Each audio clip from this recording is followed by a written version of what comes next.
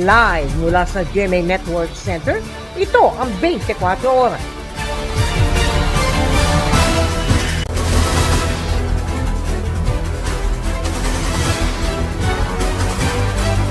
Magandang gabi po, Luzon, Visayas at Mindanao. Naglalaro lang sa kalsada ng madamay ang isang 12 taong gulang na batang babae sa away ng dalawang lalaki sa Malabon na nauwi sa pamamaril. Patay ang bata kay hindi ng isa sa mga lalaking nag-aaway habang ang nakabaril na suspect sinubukan pang tumakas pero natugis din. Nakatutok si Gabriel Gonzalez. Exclusive!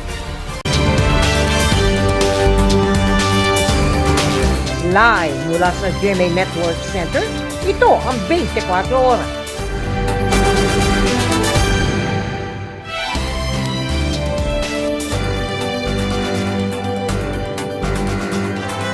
Magandang gabi po, Luzon, Visayas at Mindanao.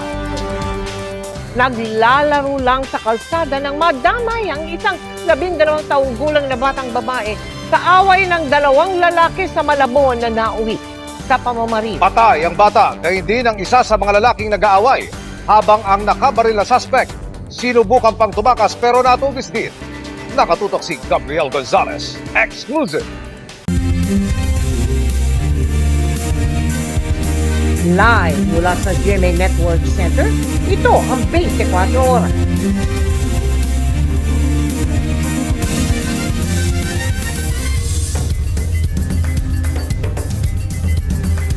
Magandang gabi po, Luzon, Visayas at Mindanao.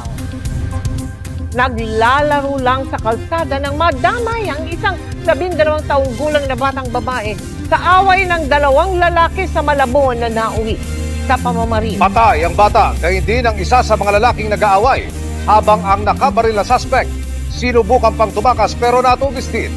Nakatutok si Gabriel Gonzalez. Exclusive!